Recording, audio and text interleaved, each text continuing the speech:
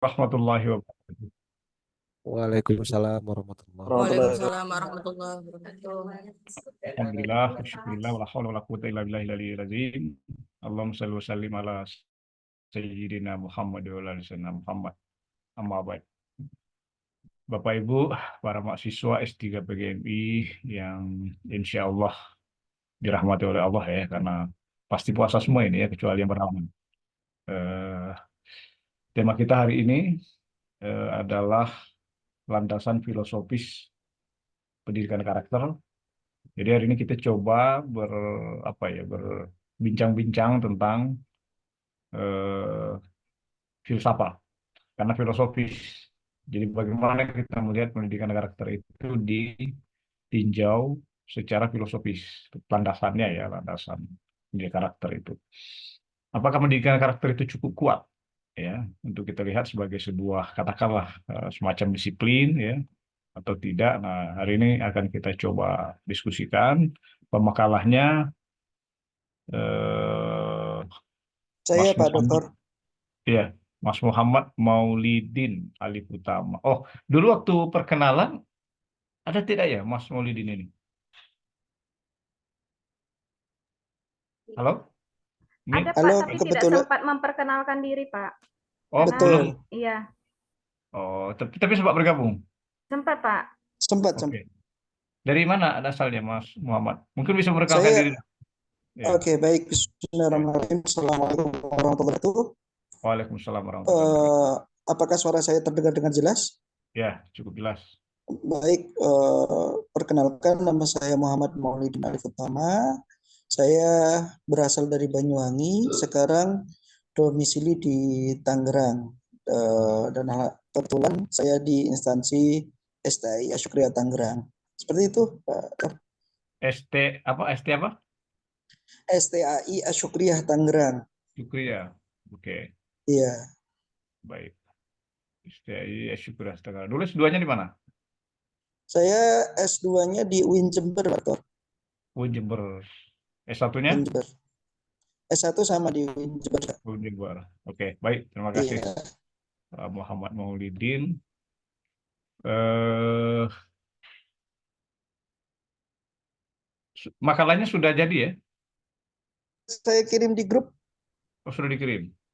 Oke. Iya, PPT-nya juga sudah oke ya. Baik. sudah saya kirim juga. Ya, kalau begitu saya persilakan ya kepada Anda, pada Mas Muhammad Maulidin untuk memulai presentasinya. Silakan. Saya Baik. sebetulnya gini, lebih nyaman kalau dikirim secara langsung. Jadi daripada harus buka-buka grup gitu ya. Jadi Baik. Mohon maaf Pak Dokter. ya, jadi saya menganggap ini belum dikirim gitu. Tapi kalau udah dikirim ya coba nanti saya buka di grup itu. Ya, Saya kirim dulu ke jenengan nggih. ya oke. Lebih bagus kalau langsung gitu ya. Tapi kalau misalnya ada yang keberatan mengirim langsung nggak apa-apa juga. Saya buka di grup ya. Begitu.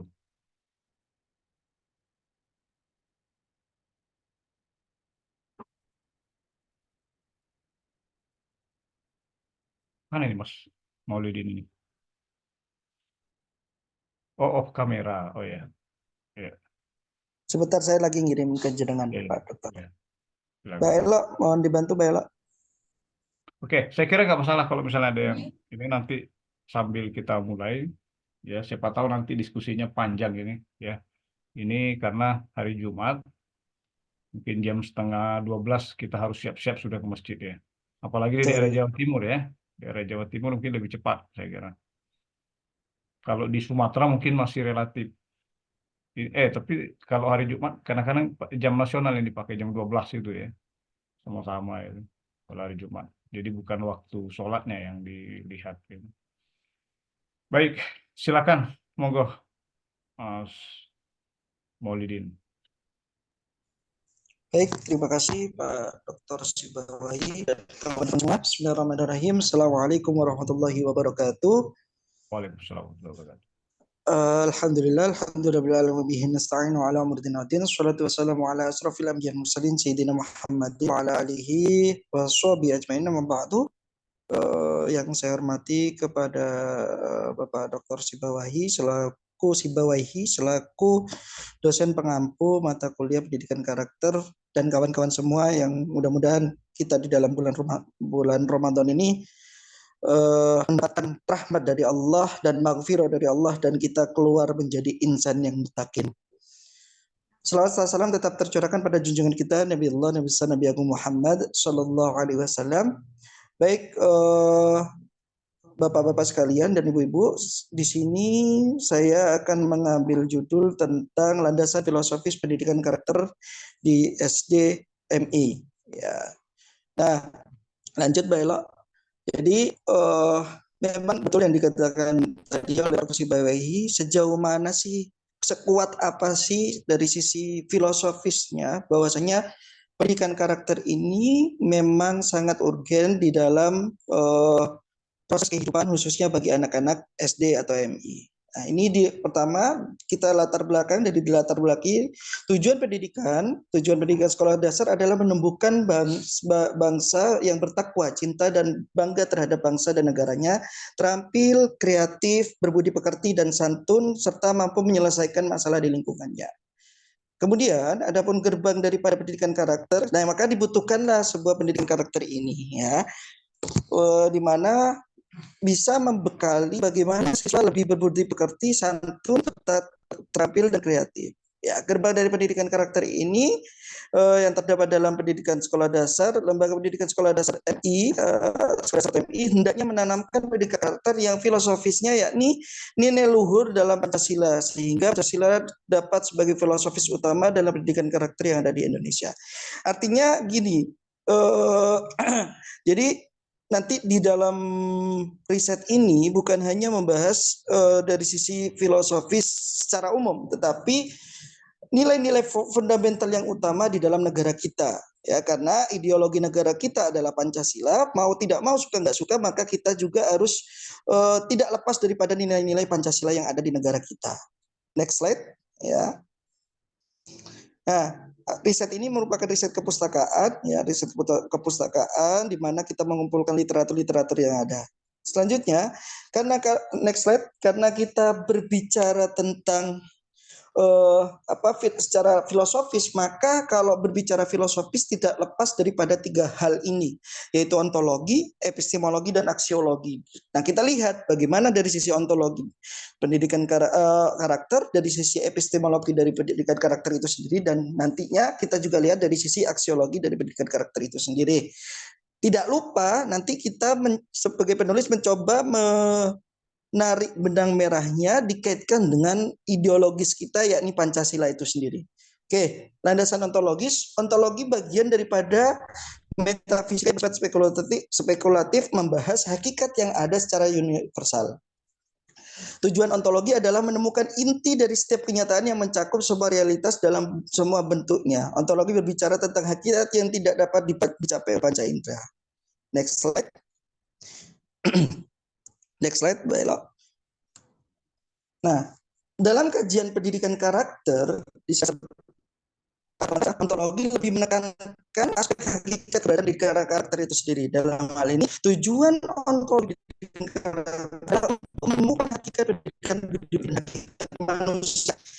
Pemahaman pendidikan atau hakikat pendidikan berakar dari kebutuhan hidup manusia yang terkait dengan proses pendidikan. Dengan begitu, manusia diharapkan mampu menentukan hal-hal yang baik ataupun tidak baik, sehingga dalam pendidikan karakter manusia diupayakan untuk diarahkan menjadi makhluk yang berakal budi.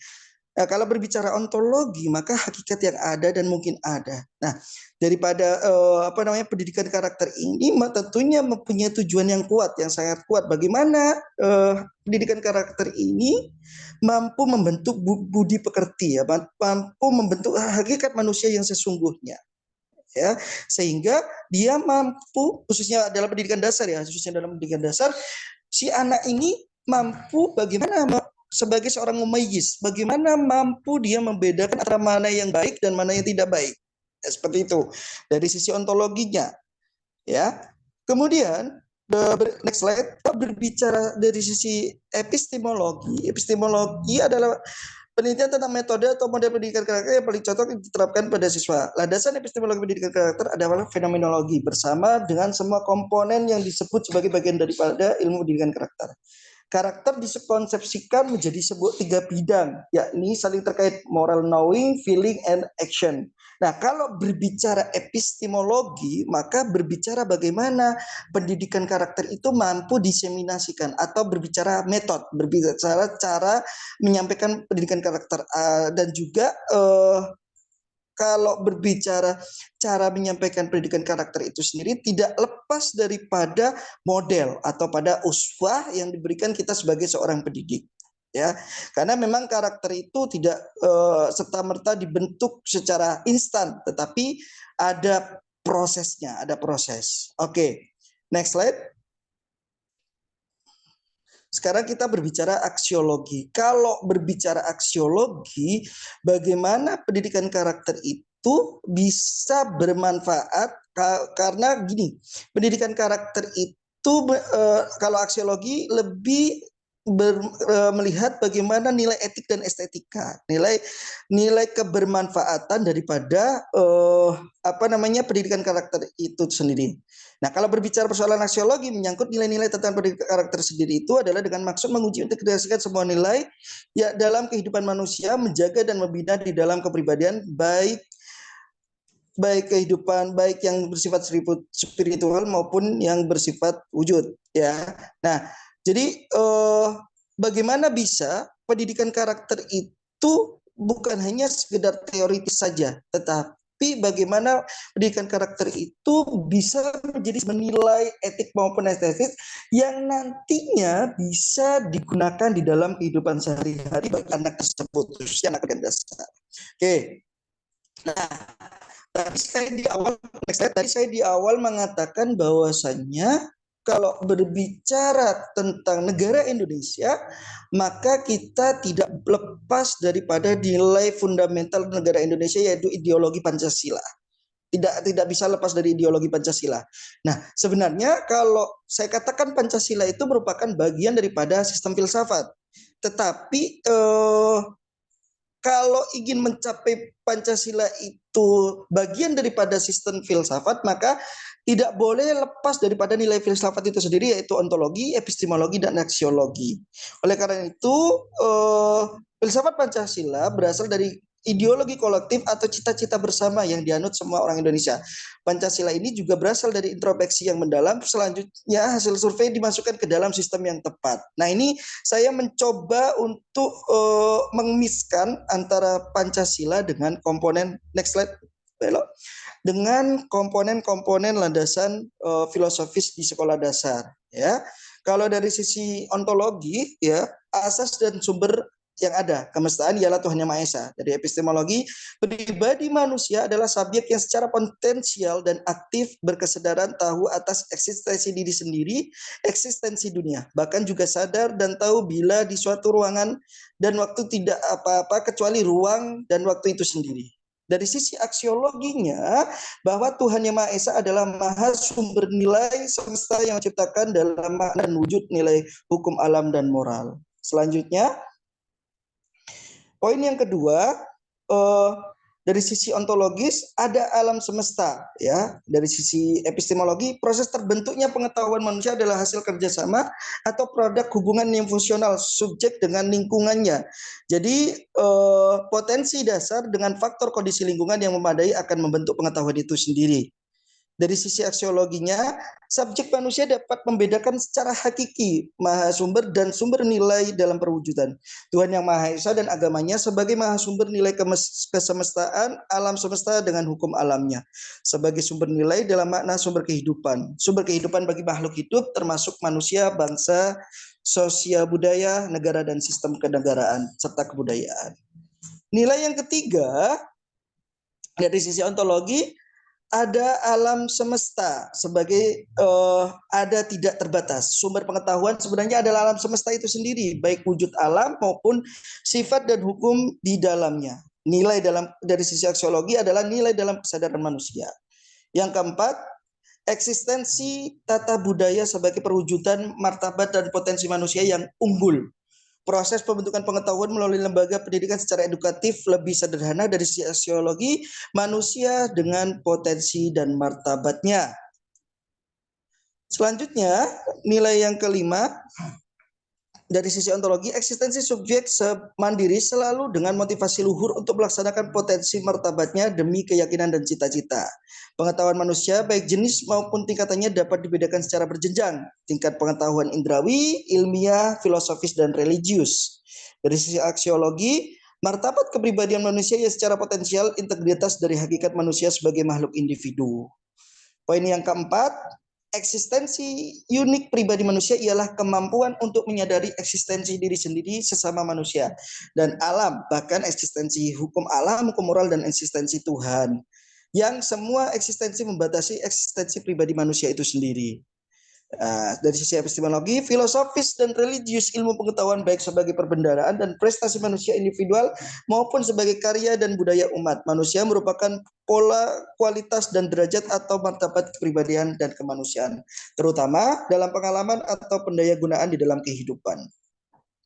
Mengingat bahwa sumber nilai adalah Tuhan Yang Maha Esa dan subjek manusia dengan potensi martabatnya yang luhur, budi nurani, manusia secara potensial mampu menghayati dalam makna beriman kepada Tuhan Yang Maha Esa menurut agama dan kepercayaan masing-masing. Selanjutnya,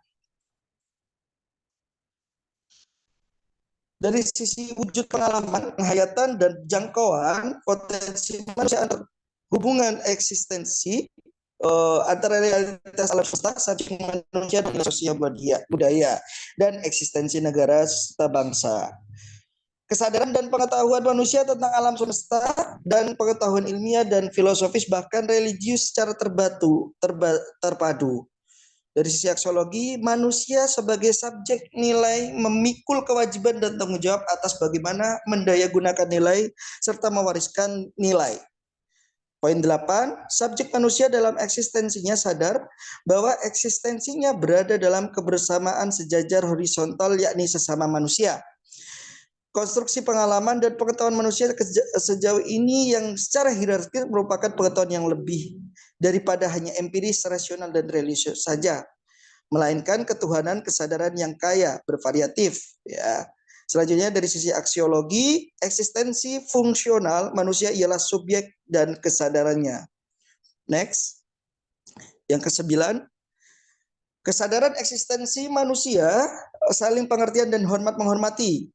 Epistemologinya, martabat kepribadian manusia karena sifat dan potensinya yang unik dan superior, manusia mampu pula secara kreatif dan imajinatif menjangkau sesuatu yang metafisik jauh di balik realitas lingkungan alam dan kehidupan. Dari sisi aksiologi, seluruh kesadaran manusia tentang nilai tercermin dalam kepribadian dan tindakannya, amal kebajikannya.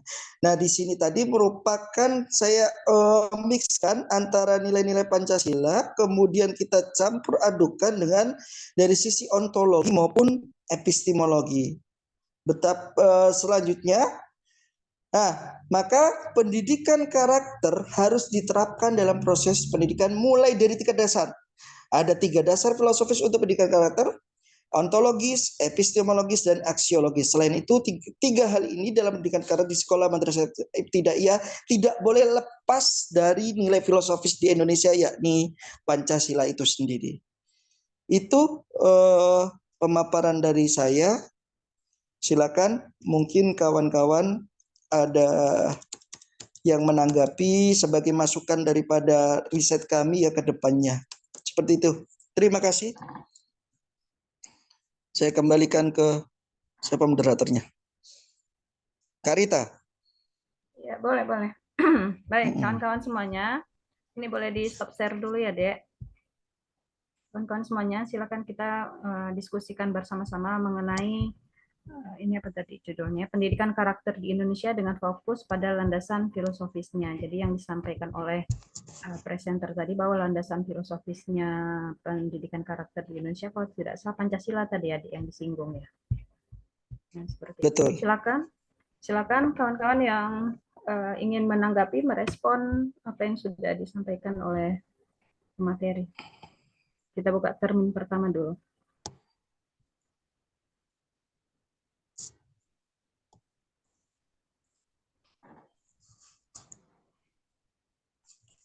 biasa yang nanya pertama itu ya Muhammad Maulidin, begitu Maulidin yang presentasi, nggak ada yang berani jadi orang pertama untuk bertanya gitu ya.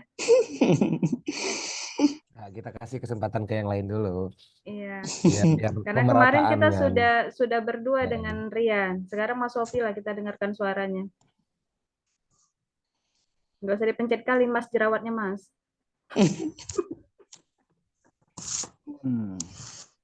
Oke. Terima kasih Kak Rita. Alhamdulillah. Terima kasih. Terima kasih. Ini ada satu pertanyaan mungkin ya.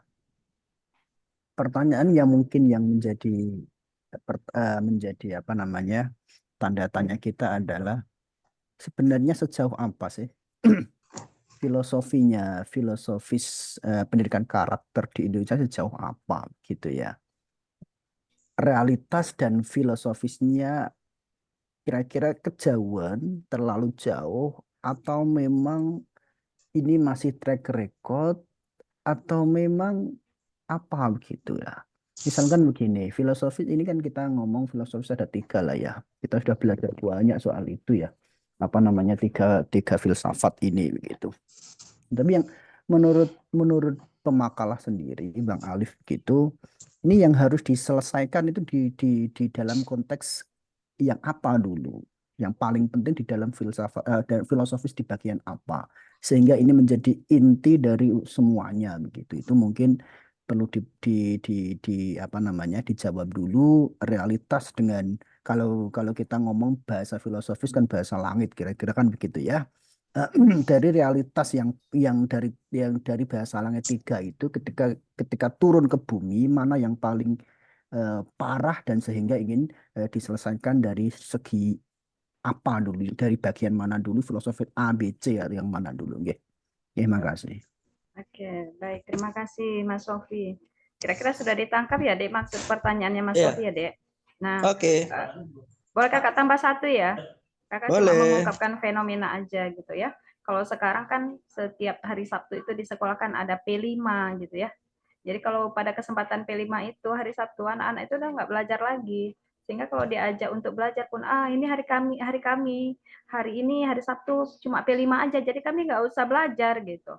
Jadi bagaimana apa ya konsep yang kita sampaikan bahwa karakter itu Pancasila itu harus menjadi landasan karakter bagi anak-anak, sementara pada saat mereka di hari Sabtu mereka melakukan P5 itu mereka taunya ya betul gitu, kalau di anak SD itu anak MI itu ya main-main itu, tapi mereka menganggap bahwa itu bukan belajar, tidak ada belajar dalam bermainnya. Bagaimana guru harus menyikapi hal tersebut, atau kita lah yang menyikapi bagaimana gitu ya.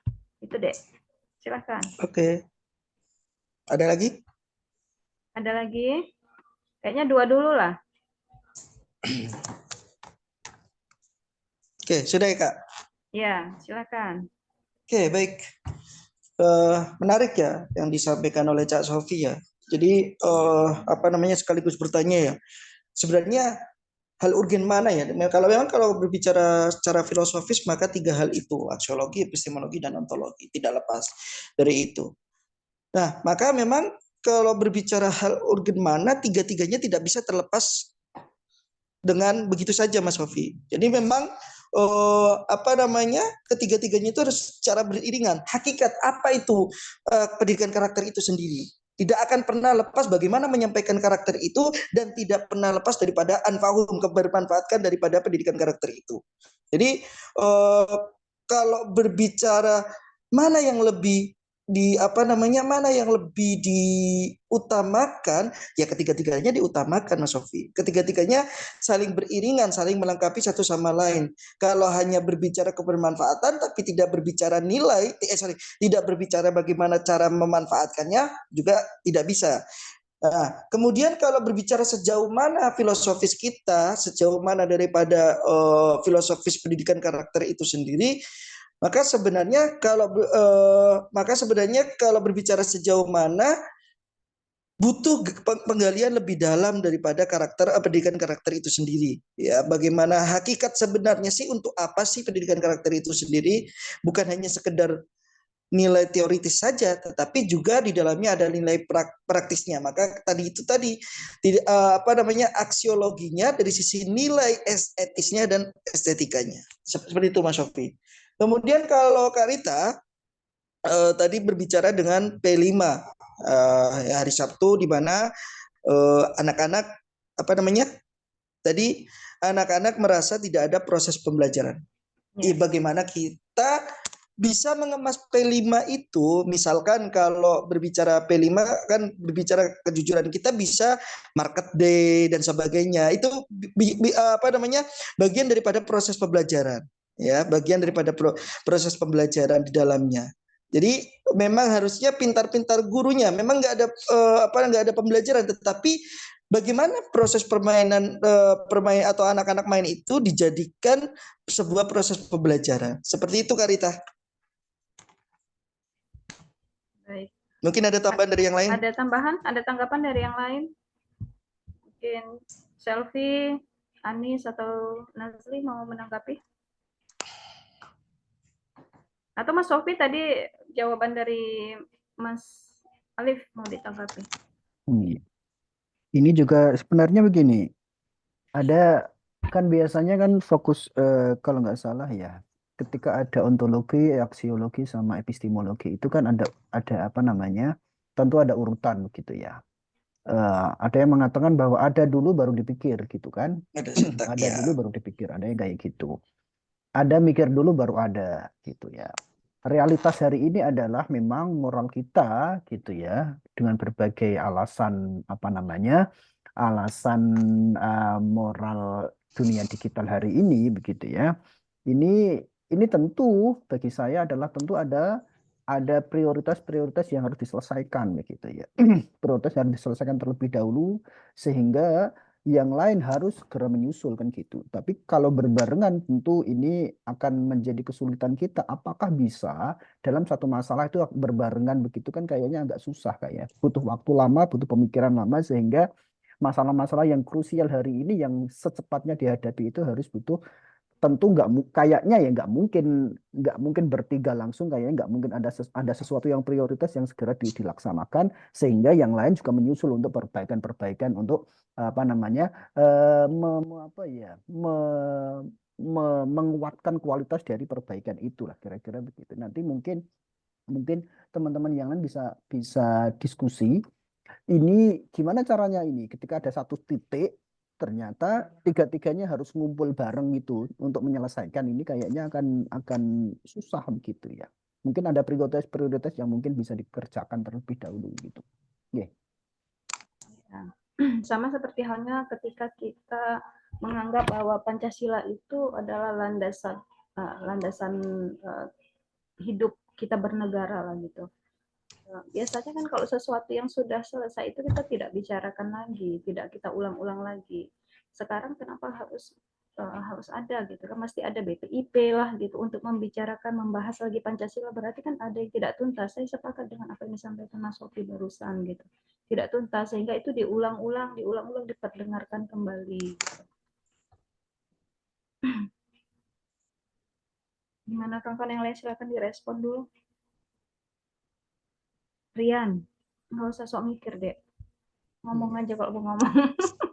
Yang lain dulu. Kasih yang lain dulu. Iya. Ayo Nazli, Anis. Mau jadi Imam Mahdi dulu.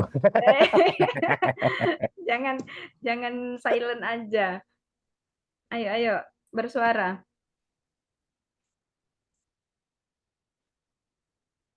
Ika jangan melamun, Dek. Ayo diskusi dulu kita.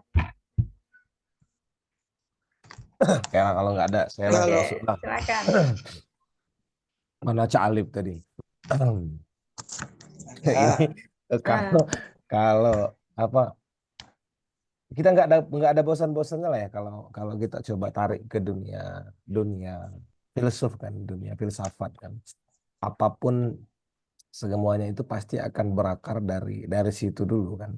Atau juga akan kalau kita tarik juga ke konsep asbabun nuzul, sebab akibat. Misalnya kalau ini kan nggak berbicara tentang sebab-sebab turunnya ayat Al-Quran kan, tapi kita akan berbicara tentang sebab-sebab turunnya pendidikan karakter lah misalnya kan di Indonesia, tapi konteksnya coba kita persempit lagi, itu di pendidikan dasar atau madrasah ibtidaiyah gitu lah. Saya justru kalau mau ditarik ke materi yang minggu kemarin kita berbicara tentang artificial intelligence ataupun kita berbicara tentang information and communication technology, itu kan lebih kepada kemarin itu kan self identification ya kan. Nah, jadi saya masih terngiang-ngiang kan dengan materi kemarin itu. Tapi hari ini kita balikkan lagi ke karakternya gitu. Nah, sebenarnya saya justru pertanyaannya masih terus menggelitik aja sebenarnya.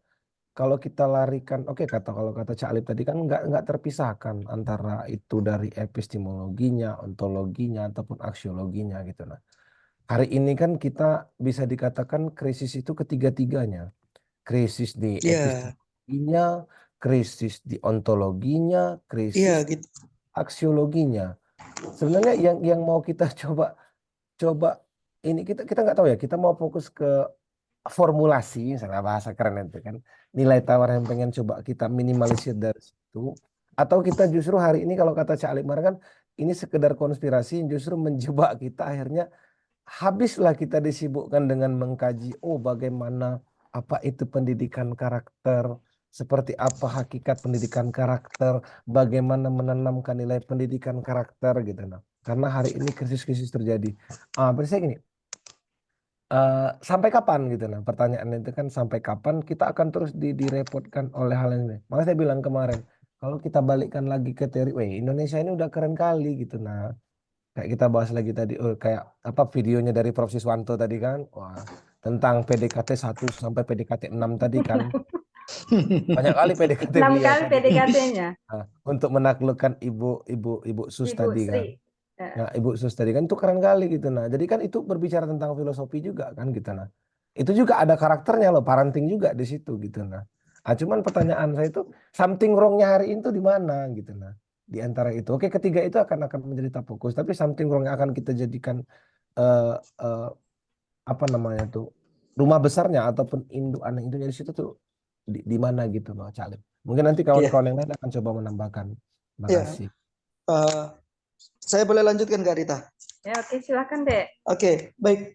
Memang betul ya ada yang dikatakan Cak Rian tadi ya. Jadi memang ketiganya ini tidak apa namanya tentunya mempunyai problema ya. Ya secara bersamaan mau nggak mau kan memang secara bersamaan daripada ketiga hal ini baik dari dalam apa namanya ontologi, epistemologi maupun aksiologi. Nah, kalau berbicara mana yang lebih urgen,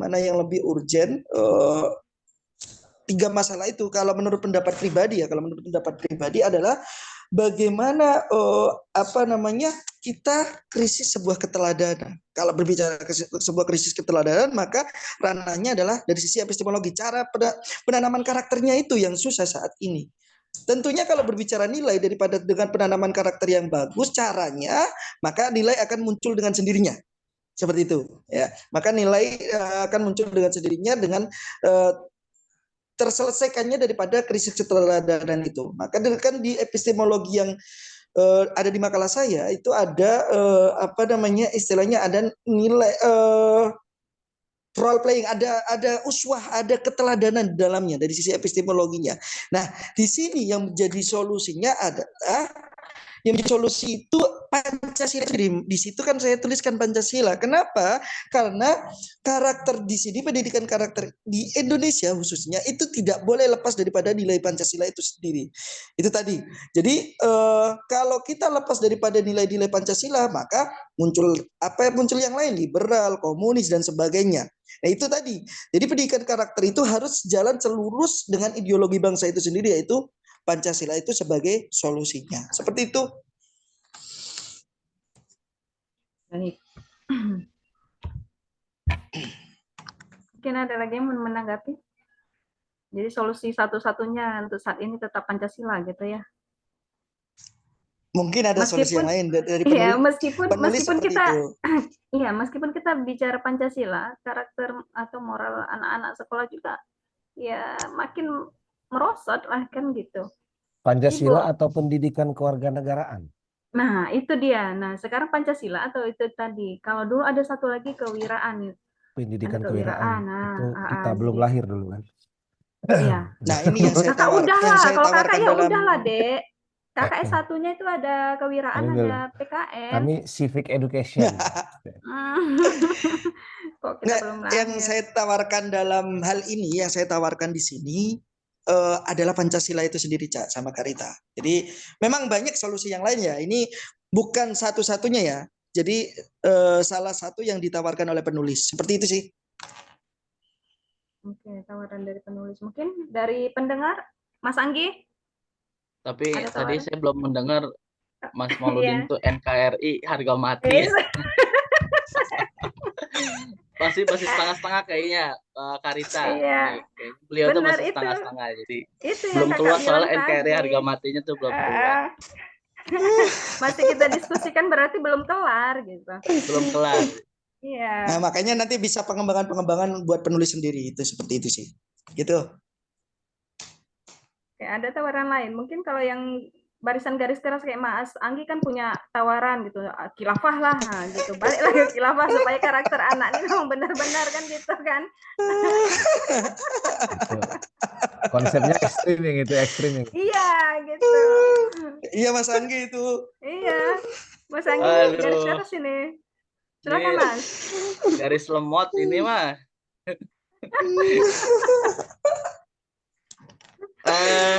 Iya menarik ya tadi yang sudah disampaikan oleh Prof. Mauludin Ali Putama ini, Masya Allah luar biasa. Bukator.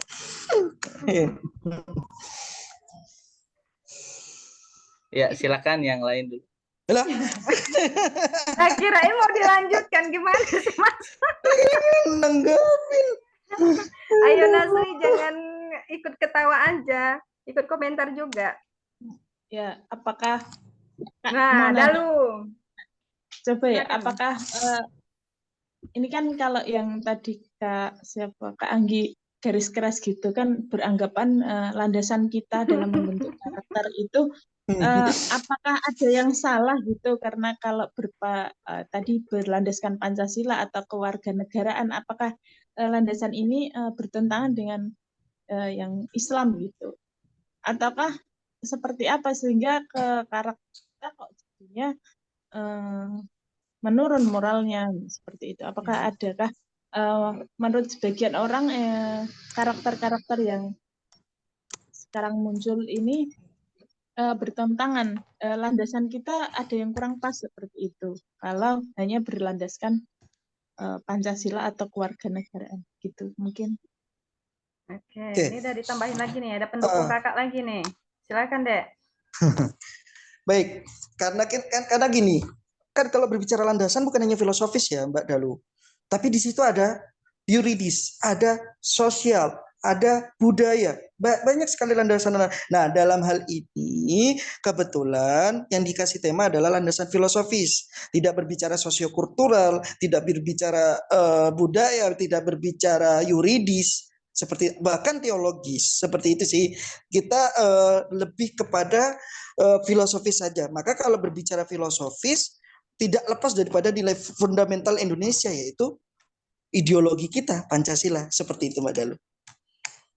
Pertanyaannya apakah bertentangan seperti itu atau ada yang salah atau mungkin bisa dikoreksi gitu dengan misal landasan teologis atau yang lainnya seperti itu. Atau Pancasila itu bisa diamandemenkan gitu. Ya, ataukah seperti itu karena mungkin tawarannya seperti itu, bukan masalah yang dibahas tapi apakah mungkin bertentangan. Kalau berbicara Pancasila tentu tidak bertentangan dengan nilai-nilai religius atau nilai-nilai landasan teologis. Berbicara ketuhanan yang Maha Esa, maka muncullah qul huwallahu ahad. Kemudian berbicara kemanusiaan,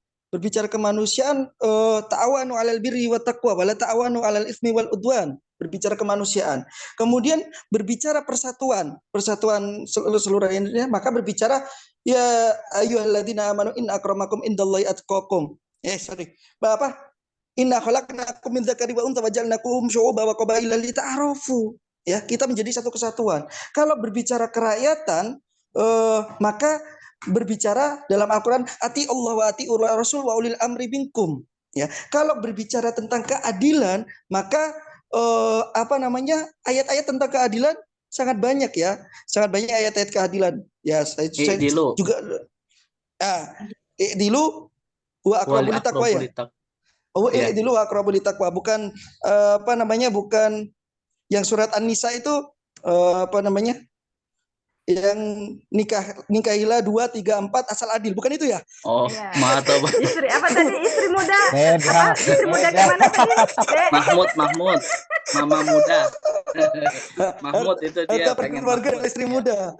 Iya. Ya, bukan itu ya?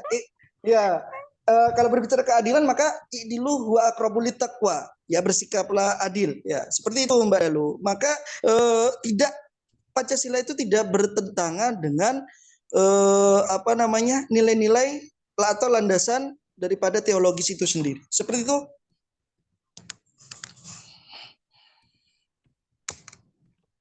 Kakak pikir itu masih koma barusan, Dek.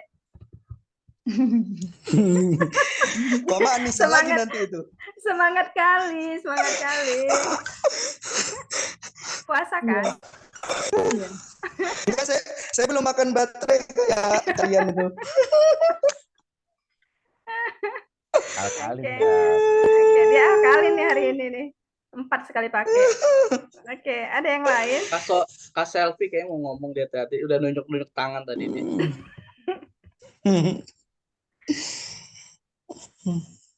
Oke, ada yang lain?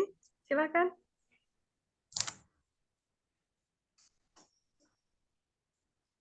Ada?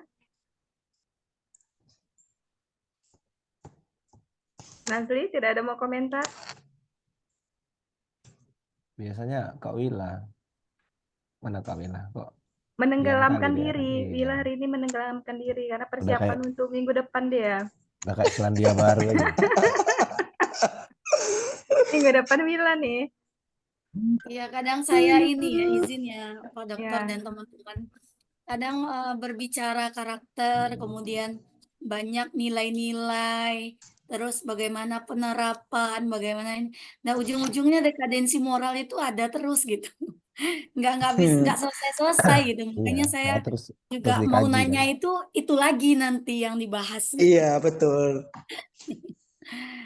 Ya, kalau saya sih sepakatnya yaitu bahwa pendidikan karakter itu kita mulai dari ya seperti kata Pak Siswanto tadi, mulai dari manusianya, kemudian kalau dalam sekolah ya di sekolah dasar berarti ya kita mulai dengan mata pelajaran, menerapkan nilai-nilai di setiap mata pelajaran bahwa pembelajaran itu tidak hanya sampai kepada transfer of knowledge gitu aja sih, lebih kepada makna-makna dalam pembelajaran itu. Gitu. Saya nggak suka kata transfer Mbak Wila. Kalau transfer habis. Bisa nggak bersisa gitu ya? Iya. Kok saya lebih sepakat dengan kata internalisasi. Penanaman baru ya. Nanti kita ganti transfer itu uang ya. Iya.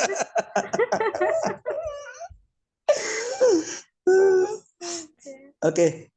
Intermezzo. Iya, nggak apa-apa. Lanjut aja, namanya diskusi. Iya. Inter Milan juga nggak apa-apa. Iya. Gimana Mas Anggi? Iya, Ini yang garis keras Mas Anggi ini. Pancasila saya, haram. Iya. Gimana Mas Anggi? Kata barusan tuh. Tunggu bentar ya. Sebenarnya masih butuh Kata Pancasila Pancasila nggak haram sih? Mas Anggi. Masih butuh Pancasila nggak sih untuk karakter? Apa ya? Jadi gini loh sebenarnya Pancasila itu nggak salah. Yang salah itu adalah orang yang ya kalau kita berbicara orang yang menjalankan dari Pancasila itu gitu. Sehingga seperti gini, Islam tuh nggak salah. Kalau misalnya ada yang ngebom sini, ngebom situ, bukan salah Islamnya sebenarnya, sudah kepada makhluknya gitu. Nah, just kalau misalnya ada ya aparat pemerintah, kemudian dari tingkat hulu sampai hilir, sampai anak-anak kita pun degradasi moral, ya karena memang sebenarnya bukan salah dari Pancasilanya sebenarnya, karena memang ya kita lihat dari dari penerapan nilai-nilai Pancasila itu yang implementasikan dalam kehidupan sehari-hari. Jadi kalau kita berbicara lagi-lagi, kenapa terjadi perubahan karakter, kenapa terjadi degradasi moral, karena memang ya keseriusan dari negara ini dalam menjalankan Pancasila. Sebenarnya serius gak sih gitu loh. Kalau serius sebenarnya apa yang sudah diterapkan, apa yang sudah dibuat oleh orang-orang terdahulu terkait Pancasila dan seterusnya itu bahkan ulama pun sebenarnya ikut andil dalam pembuatan itu dia, ya kan. Sehingga yang menjadi fokus kita adalah keseriusan dari sebuah negara untuk menjalankan, benar gak sih? Gitu. Sehingga ketika 5 tahun sekali ganti, akhirnya ganti lagi perubahan gitu, ganti lagi. Ini yang nggak bakal selesai. Sehingga mungkin makin lama makin kesini pun akan tergiris ya Pancasila itu hanya di lisan saja sebenarnya. Dan Pancasila itu atau nasionalisme itu mungkin bisa jadi hanya 45 menit ketika kita menonton pertandingan sepak bola, itu jiwa nasionalismenya kan ada gitu. Setelah itu selesai gitu. Ini sebenarnya yang yang kadang kita juga, sehingga ketika ada oknum dari hulu melakukan kesalahan gitu ya, melakukan korupsi, melakukan tindakan kriminalisasi dan seterusnya, yang mana mereka mengatakan bahwa NKRI harga mati, Pancasilais, nasionalis dan seterusnya, tapi melakukan suatu pelanggaran. Nah, ini sebenarnya yang kita lihat kok kayak gini gitu ya, sehingga keseriusan dari sebuah negara pun tidak bisa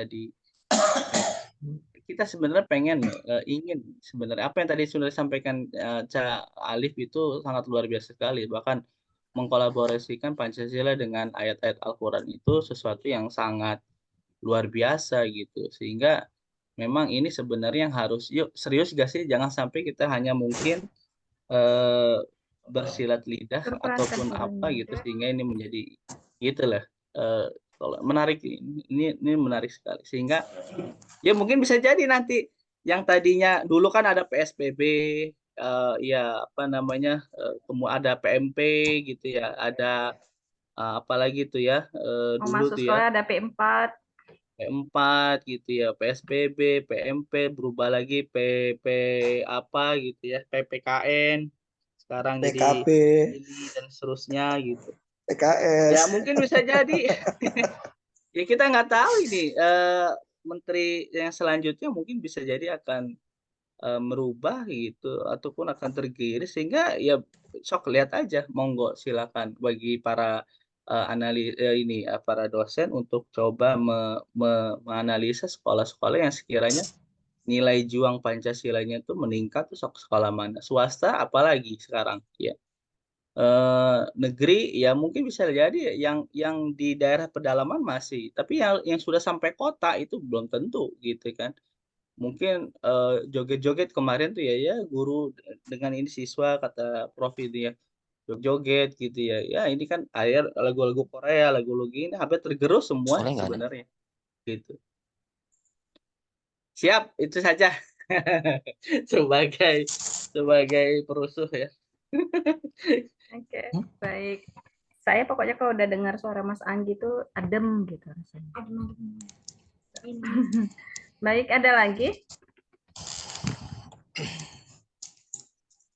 Udah jam 11 ya? Atau gimana Pak? Kita cukupkan dulu Pak? Ya, baik, saya kira kalau baik. sudah tidak ada, saya kira bisa ditutup dulu oleh presenter gitu ya, dan Silakan moderator. Mas Anggi. Ya, oke, baik. Kok Mas Anggi saya? Oh iya. Mas Alif. Ya, baik, itu tadi ya, diskusi kita sangat hangat dan memanaskan, apalagi Mas Anggi sangat panas mungkin ya. Ya, tentunya kajian tentang pendidikan karakter itu tidak akan pernah usai, akan terus berkembang dan terus berkembang sehingga mampu mewujudkan pendidikan yang lebih baik ke depannya di generasi emas Indonesia 2045. Demikian dari saya. Akhirul kalam, Allah Wassalamualaikum warahmatullahi wabarakatuh. Waalaikumsalam warahmatullahi wabarakatuh. Warahmatullahi wabarakatuh. Baik Pak, kami kembalikan kepada Bapak. Ya, terima kasih Bu Rita, selaku moderator ya, moderator dadakan ini ya. Saja presenter Mas Muhammad Maulidin Alif Utama. Ya, Utama. ya, Alif Utama. Ya, baik. Jadi memang diskusi kita hari ini memang kita arahkan ke wacana filosofis. Nah, kalau wacana filosofis memang kita harus bertanya gitu pada filsafat, sebetulnya apa sih yang menjadi landasan filsafat itu ketika menyoroti sesuatu gitu, katakanlah satu topik. Nah, saya kira tadi sudah benar ya, ada ontologi, ada epistemologi, lalu aksiologi. Nah, karena memang itulah cara kerja filsafat ya. Nah, sekarang coba kita lihat pelan-pelan ya. Kita lihat dulu sebetulnya ontologi, epistemologi itu apa gitu ya. Lalu aksiologi itu apa? Kan tiga ini sebetulnya menjadi sasaran kita pada hari ini. Nah, ontologi itu ontos, artinya ada, yang ada, logos. Jadi ilmu tentang yang ada. Jadi ontologi itu sederhananya kita pahami sebagai satu kajian yang berfokus kepada untuk membuktikan adanya sesuatu, ya. Nah, terlepas dari pendidikan karakter dulu lah. Ini untuk memudahkan kita memahami makna ontologi. Kalau ada pertanyaan tentang ini prodi PGMI ya? Ya, PGMI Pak. Oke.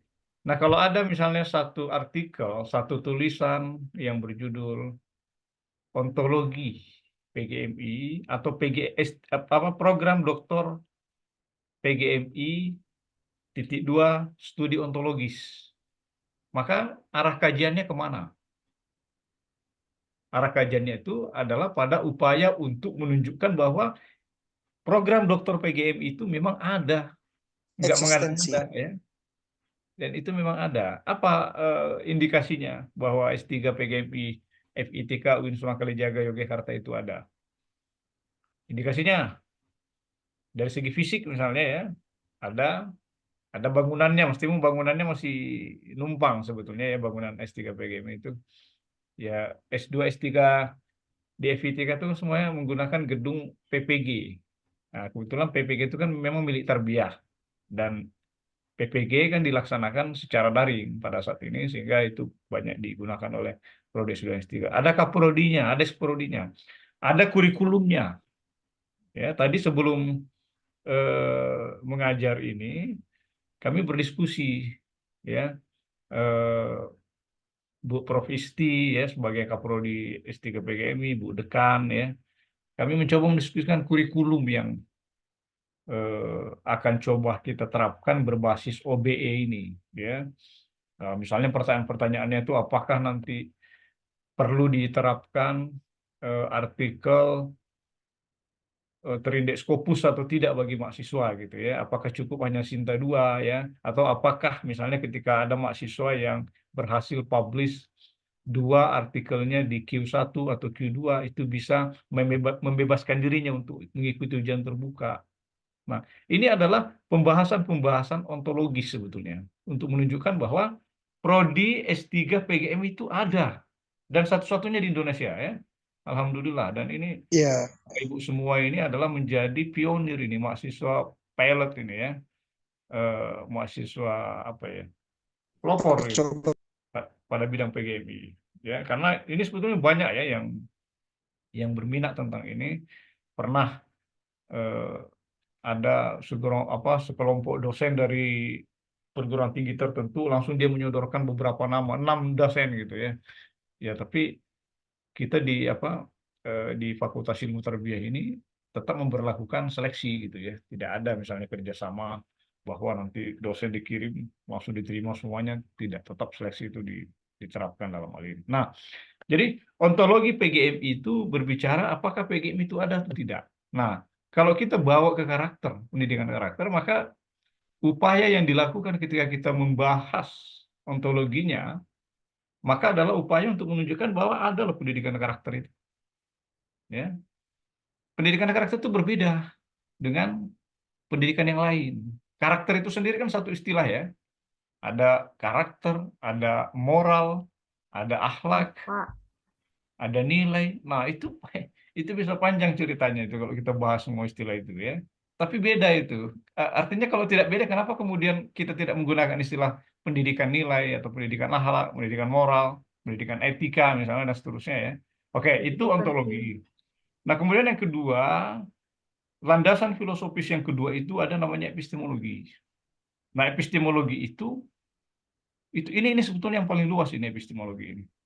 Kalau Paul Edward, salah satu pakar filsafat yang menulis buku tentang Encyclopedia Philosophia yang 4 jilid tebal itu, di situ dia mencoba mendefinisikan epistemologi itu menjadi bagian-bagian epistemologi itu ada 9. Jadi ada sumber pengetahuan yang dibahas di dalamnya, ada metode pengetahuan, ada pendekatan keilmuan, ada validitas kebenaran, tolok ukur kebenaran, ada banyak itu. Tapi saya kira sebetulnya sumber dan metode saja sudah cukup ketika kita bicara tentang epistemologi. Ya, saya juga pernah gitu menulis satu artikel yang menyoroti tentang epistemologi multikulturalisme. Jadi penerapan multikulturalisme pada pendidikan tinggi atau pada perguruan tinggi di Indonesia, studi epistemologis. Di situ dari awal saya batasi bahwa kajian saya hanya berpusat pada sumber pengetahuannya dan metode pengetahuan. Harus kita tegaskan di awal gitu. Tapi perlu kita tegaskan supaya nanti yang ahli filsafat itu tidak kecele istilahnya ya, tidak kecewa ketika membaca tulisan kita. Loh kok hanya fokus di sini? Nah, sudah kita tegaskan karena epistemologi itu sangat luas. Nah, ketika nanti kita bicara tentang pendidikan karakter, maka arah epistemologinya itu kemana? Sumber pengetahuan apa sih yang dipakai dalam pendidikan karakter itu apa? Lalu metode pengetahuan, lalu pendekatan keilmuannya itu seperti apa? Nanti kita lihat. Pelan-pelan kita lihat ya. Nah, kemudian yang terakhir ada namanya aksiologi. Aksiologi ini berhubungan dengan nilai. Ya. Apakah pendidikan karakter itu bebas nilai atau tidak? Ya jelas tidak. Syarat dengan nilai, karakter ya. Karakter itu penuh syarat dengan nilai gitu. Lalu apa manfaatnya? Manfaatnya dari sisi keilmuan. Itu yang dibicarakan dalam aksiologi. Nah, kalau ini tidak kita bahas ketika kita bicara tentang landasan filosofis, maka tentu kurang pembahasan kita. Ya. Nah, karena memang 3 ranah ini adalah menjadi ranah berpikir filosofis. Ya. Oke, sekarang kita lihat landasan filosofis pendidikan karakter. Pertama kita lihat landasan ontologisnya. Ya. Nah, karena tadi berbicara tentang yang ada, maka apa? Indikasi bahwa pendidikan karakter itu ada. Ada usaha yang dilakukan untuk menanamkan kebiasaan baik. Dan usaha ini dilakukan secara terus-menerus. Usaha ini dilakukan oleh pemerintah, ya, dilakukan oleh sekolah, lembaga pendidikan, ya, dilakukan oleh para guru, para dosen, ya, termasuk dijadikan sebagai sebuah mata pelajaran, sebagai sebuah mata kuliah. Itu kan indikasi ontologi semua.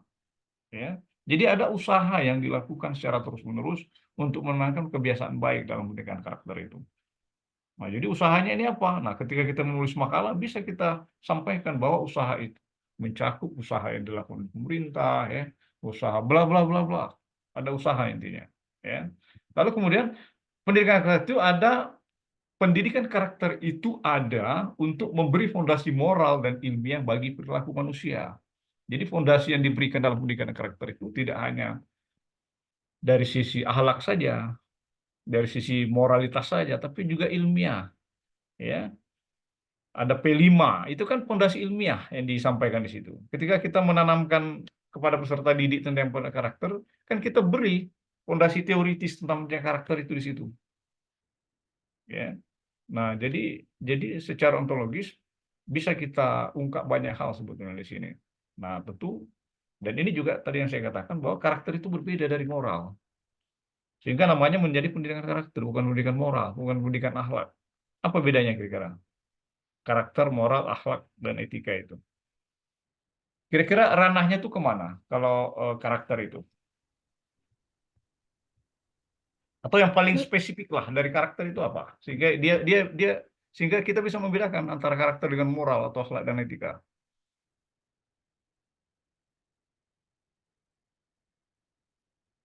Ya, karena ini mirip-mirip, bahkan ada tokoh itu yang menyamakan itu, ya. Dari Dia sumbernya. menganggap sama antara karakter dengan akhlak, karakter dengan moral, ya. Padahal sebetulnya kalau kita kaji secara kebahasaan ini jelas berbeda, meskipun bedanya tipis-tipis gitu ya. Bedanya tipis-tipis, dan sehingga kalau misalnya ada orang yang menyamakan ya monggo lah. Tapi ketika kita ingin melihat perbedaannya ya jelas ada perbedaannya itu. Nah, pendidikan karakter itu sebetulnya lebih menyoroti pada sifat-sifat psikisnya ya, sifat-sifat kejiwaannya yang terkait dengan budi pekerti. Pada sifat-sifatnya yang terkait dengan budi. Nah, sedangkan akhlak itu ya budi pekerti itu sendiri, perbuatan itu sendiri. Kalau karakter itu kan lebih ke nature-nya ya, wataknya atau sifat tabiatnya, sifat-sifat yang terkait dengan kejiwaan secara psikologis ya, yang berhubungan dengan Kepribadian perbuatan-perbuatan ya, yang Pak. baik. Kenapa? Berhubungan dengan kepribadian gitu ya, Pak ya. Bisa kepribadian kan itu berhubungan dengan sifat-sifat juga ya. Tapi kalau akhlak itu kan budi pekertinya itu sendiri ya. Nah, kalau moral itu apa? Kalau moral itu kan lebih kepada ajarannya ya. Ajaran Etika, Pak. tentang budi pekerti ya. Kemudian kalau etika apa? Etika itu sebetulnya lebih ke filsafatnya, filsafat moral. Filsafat moral. Ya, etika itu nama lain dari filsafat moral. Jadi dulu kalau di UIN Jogja itu ada mata kuliah namanya filsafat moral. Itu sebetulnya sehingga dulu pernah ada yang nanya, kok nggak ada mata kuliah etika? Ya etik filsafat moral itu ya etika itu, ya. Jadi oke. Jadi poin saya dalam hal ini eh, bahwa pendidikan karakter itu bukan istilah yang muncul begitu saja, tapi tentu punya alasan-alasan yang bersifat etimologis atau terminologis ya dalam hal ini, sehingga dia tidak bisa kita serampangan menukarnya pendidikan akhlak menjadi pendidikan akhlak, pendidikan moral atau pendidikan etika gitu. Apalagi kalau kita misalnya baca banyak buku-buku yang banyak diedarkan oleh pemerintah, itu kan mereka menggunakan istilah pendidikan karakter ya. Nah, tadi kan ada pertanyaan, misalnya kenapa sih kok ini pesannya kok berulang-ulang gitu, ada terus. Ya karena kenapa? Itu diperlukan karena memang pelanggaran itu kan terus ada begitu, ya. Apa ya? Jadi ini ada misalnya satu fenomena yang menarik ya. Sebelum adanya istilah pendidikan karakter, kita dalam dunia Islam itu kan sudah belajar akhlak ya, sudah belajar pendidikan moral Pancasila ya, ada juga akhlak yang ada di madrasah misalnya begitu. Sudah diajarkan sebetulnya budi pekerti ya tentang hal itu. Nah, tapi faktanya kok pelanggaran terus ada. Makanya usaha untuk memberangus atau paling tidak meminimalisir lah pelanggaran-pelanggaran itu, tindakan-tindakan yang tidak beradab itu, ya, yang misalnya pelanggaran-pelanggaran yang menunjukkan rasisme, yang menunjukkan intoleransi, ya, itu yang harus diberangus. Jadi sepanjang itu ada, maka sepanjang itu pula usaha terus dilakukan begitu, ya. Maka penelitian-penelitian tentang itu pun harus terus dilakukan. Nah ini misalnya ya, ada satu perguruan tinggi, tidak perlu saya sebut namanya, perguruan PTKIN. Jadi ada seorang dosen yang masuk koran ini, ada seorang dosen yang menyampaikan pernyataan rasis kepada mahasiswanya. Ini kan menyedihkan ya. Di kalangan mahasiswa saja ini kan menyedihkan. Ini apalagi seorang dosen gitu yang menyampaikan pernyataan rasis ya pada suku tertentu. Kan ini yang seperti ini kan sebetulnya tidak perlu ada gitu. Nah, tapi kok muncul bahkan terjadi baru belakangan ini gitu. Ya. Nah, ini kebetulan menjadi dasar riset saya. Kebetulan saya ini sedang mengajukan proposal gitu ya untuk melakukan penelitian pendidikan karakter atau katakanlah pendidikan multikultural ya pada PTKIN gitu. Kenapa saya tertarik untuk meneliti itu? Karena ya kok banyak sekali pelanggaran dan itu justru terjadi di kampus yang notabene mengajarkan akhlak begitu. Kita mungkin bisa mengatakan kalau itu terjadi misalnya di sekolah tinggi teknologi misalnya, oke lah masih sedikit bisa ditoleransi gitu. Tapi ini terjadi di UIN gitu. Universitas Islam, ada Islamnya di situ. Ya, sehingga itulah yang bisa menjadi dasar. Oke, kemudian yang berikutnya, landasan epistemologi. Nah, ini yang lebih luas sebetulnya pembahasannya. Landasan epistemologi itu pertama bicara sumber pengetahuan dalam dalam pendidikan karakter itu apa? Akal, jelas akal. Ya. Jadi semua orang yang merumuskan tentang pendidikan karakter, yang bicara tentang pendidikan karakter, itu semuanya berasal dari akal, lalu kemudian panca indera, pengalaman ya, berdasarkan pengalaman, lalu berdasarkan intuisi, intuisi itu roso atau rasa ya, atau zauk bahasa Arabnya, dan juga sumber pengetahuan kita tentang pendidikan karakter ya, itu juga bisa berasal dari wahyu. Bahkan dalam dunia Islam itu sering wahyu ini dianggap sebagai sumber yang paling dominan begitu ya. Ya kalau akal itu kita bisa tahu perbuatan baik dan buruk, kita bisa membedakan antara mana yang harus dilakukan, mana yang tidak, itu kan dengan mudahnya dari akal gitu. Panca indera itu kan dari pengamatan kita, dari pengalaman orang lain ya. Intuisi itu rasa, dan intuisi itu kadang-kadang lebih besar pengaruhnya daripada akal dan indera ya. Apa contohnya? Jadi sumber pengetahuan kita sehingga kita bisa menerapkan pendidikan karakter itu, misalnya kalau dari intuisi apa? Artinya coba ada nggak yang bisa misalnya memberikan contoh perbuatan yang muncul dari intuisi?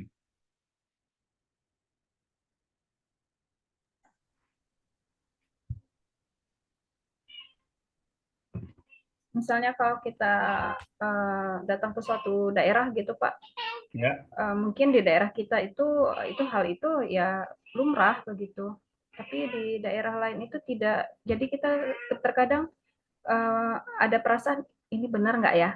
Ini benar nggak ya? Ini boleh kita buat atau enggak ya? Mungkin itu seperti itu intuisi Pak. ya. Artinya ada keterlibatan perasaan dalam hal itu ya. Atau bahkan kadang-kadang kita mengorbankan perasaan, ya Bu Rita. Jadi kadang-kadang kita mengorbankan perasaan, ada keinginan-keinginan tertentu yang akal kita atau indera kita sebetulnya belum mampu untuk mencernanya, tapi kemudian dilakukan oleh intuisi. Atau contoh yang paling dekat seperti ini saja, misalnya. Misalnya kita yang mahasiswa, ini kebetulan kan dosen semua ini ya. Katakanlah misalnya mahasiswa yang setiap bulan mendapat WSL gitu, mendapat kiriman dari orang tuanya, transfer, ya. Misalnya katakanlah setiap bulan itu 1 juta misalnya ya. Dia dengan uang 1 juta itu pas. Artinya kalau dikurangi 50.000 mungkin masih bisa lah dia tahan-tahan 50.000. Tapi kalau lebih dari 50 dia akan kekurangan, defisit dia. Dia defisit. Sehingga nggak boleh ada orang yang nggak boleh uangnya itu kurang dari 950.000. Pokoknya orang tuanya harus mengirim 1 juta. Nah, suatu ketika ada temannya, katakanlah misalnya ini Putri ya, ada temannya yang sedang butuh uang. Alasannya misalnya mau melahirkan lah atau mau ya macam-macam lah. Pokoknya kebutuhan yang sangat mendesak gitu. Nah, kira-kira sang mahasiswa ini memberikan tidak uangnya? Misalnya temannya ini membutuhkan 400.000. Jadi dari 1 juta itu nanti akan dikurangi 400.000. Kira-kira diberikan tidak? Ya diberikan kalau dia sudah merasakan sebelumnya dengan Merasakan yang terjadi. Oke. Dengan terjadi dia sebelumnya pernah merasakan bahwasanya dia kekurangan uang juga. Itu bagian daripada intuisi. Baik.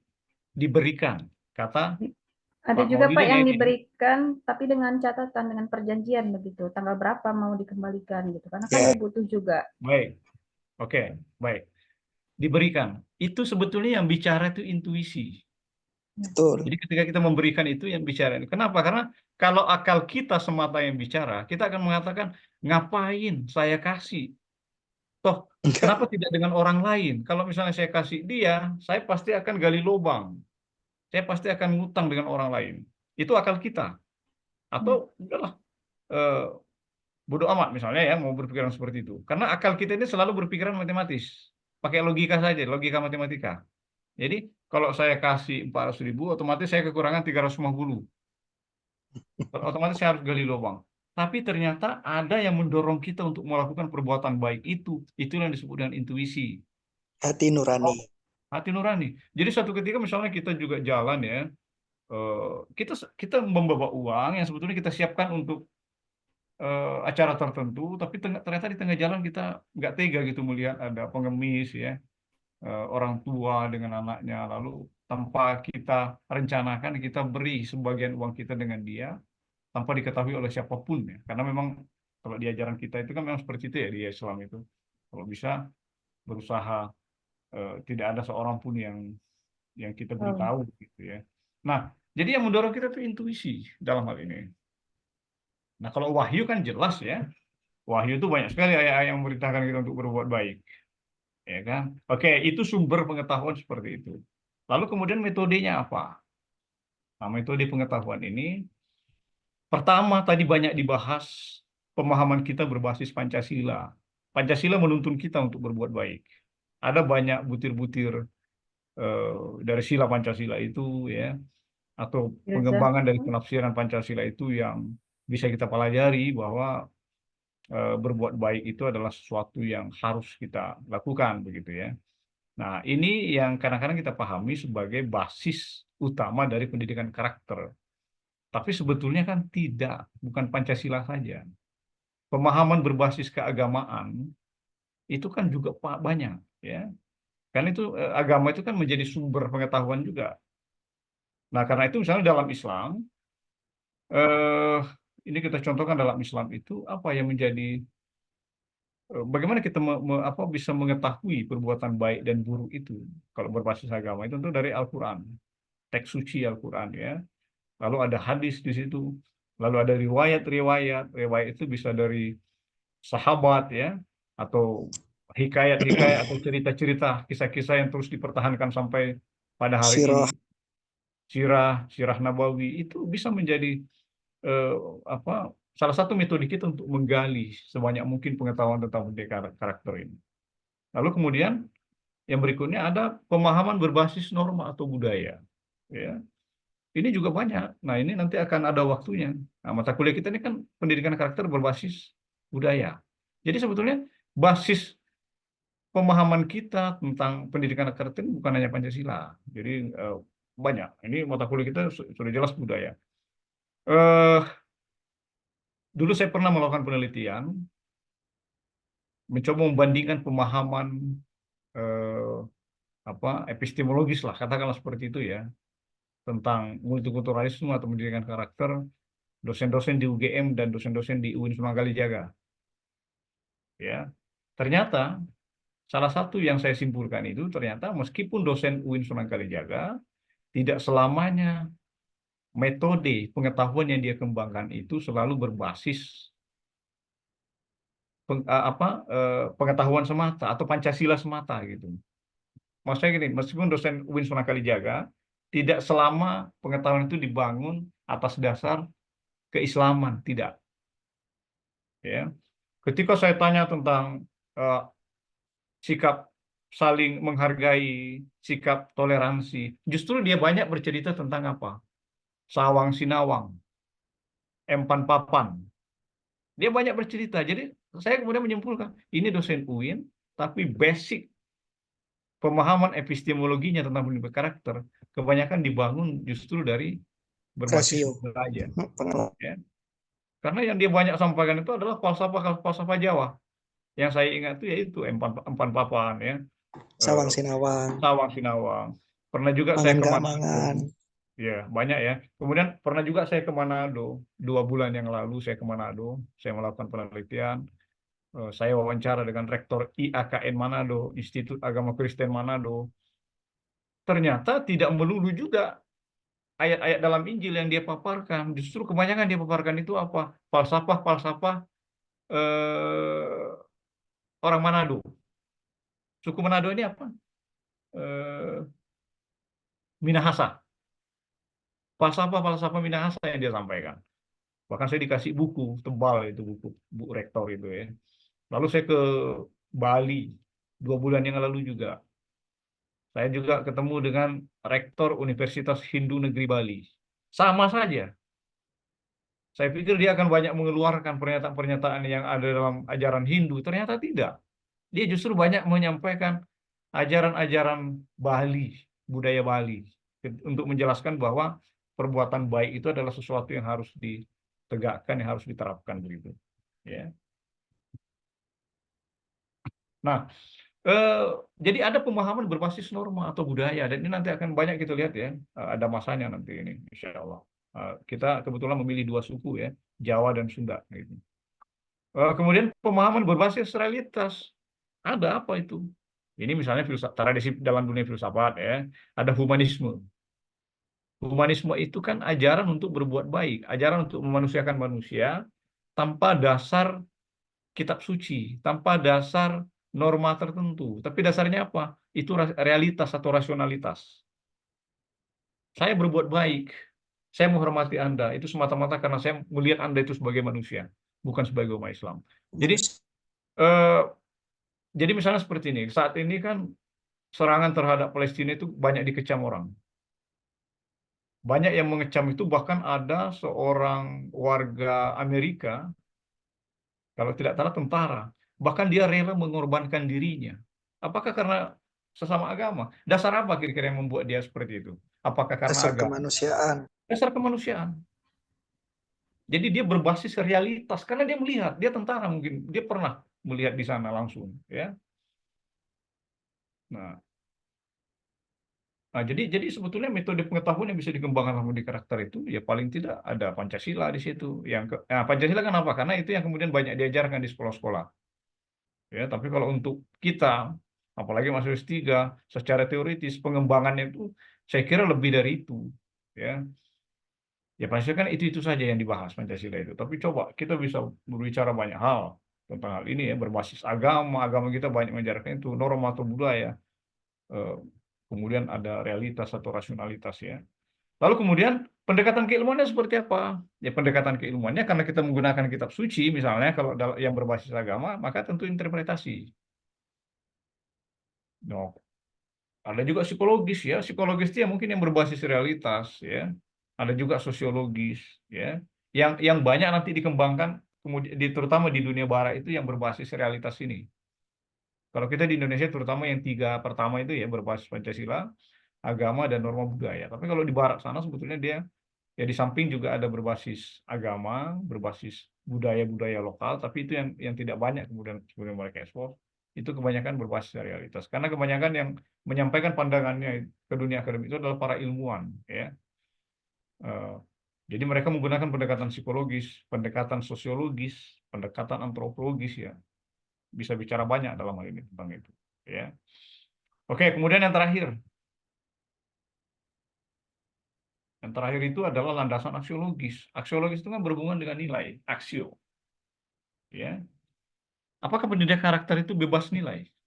Ya jelas tidak. Pendidikan karakter itu syarat dengan nilai. Karena karakter itu kan di situ ada agama di dalamnya.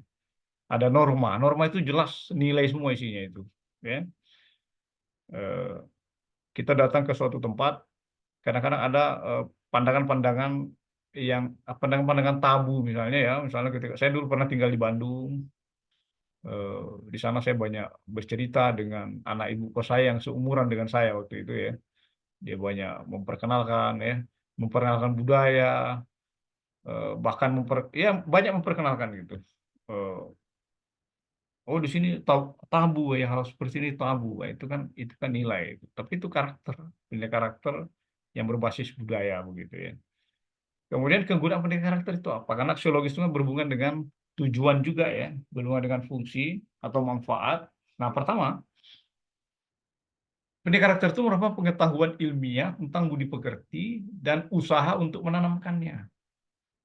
Jadi, pendidikan karakter itu adalah sebuah disiplin ya, disiplin ilmu pengetahuan yang berkaitan dengan budi pekerti ya, atau akhlak, dan diajarkan di dalamnya bagaimana cara untuk menanamkan budi pekerti ini.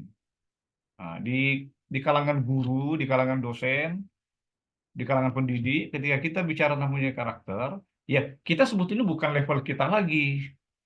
Apa yang seharusnya kita lakukan, apa yang seharusnya kita, bukan itu level kita. Apalagi di sini ya dosen semua, level kita itu adalah bagaimana cara menanamkan pendidikan karakter itu.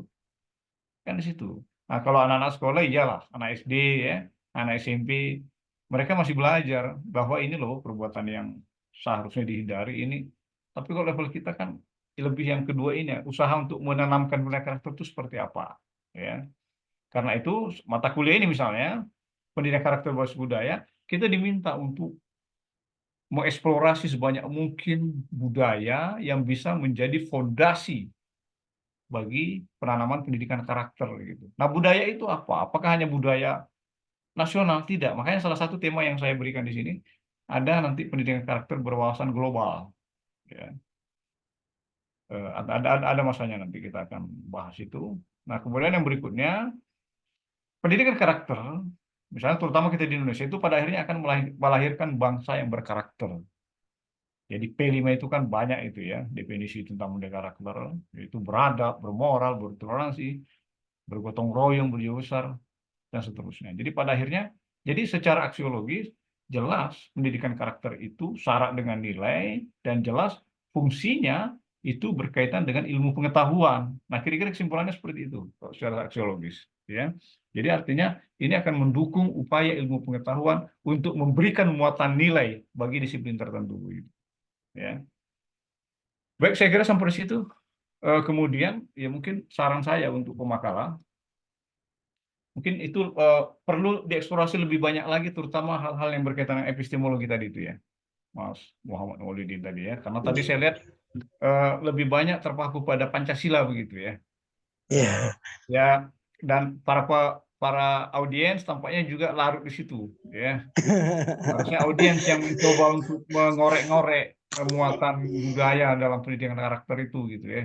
Atau misalnya basic-basic keagamaan, kan seperti itu. Ya, saya kira seperti itu. Kemudian ini Bu Rita, apa sudah didiskusikan ya mengenai nanti minggu depan kira-kira siapa? Coba sebentar ya saya tayangkan. Sudah ada beberapa, Pak. Cuma Oh, sudah ada ada berapa? yang sudah Oke, tadi bentar ya. barusan saya catatkan juga. Gitu, Pak. Iya. Atau Jadi misalnya ada di sini yang bisa saya dibantu untuk apa? Kira-kira kita kan masuk lagi hari apa ini? Kamis depan, Pak. Hari Kamis jam 7 ya? Ya, Hari Kamis jam 7 tanggal 20. Siapa yang tanggal 20 atau 21, Pak? 20? Oh, 21, 21, Pak. Iya, 21. Yang nanti yang presentasinya itu Selfie dan Daluti, Pak. Nomor 3, pendidikan karakter global, nanti kita benturkan dengan pendidikan karakter Islam, Pak.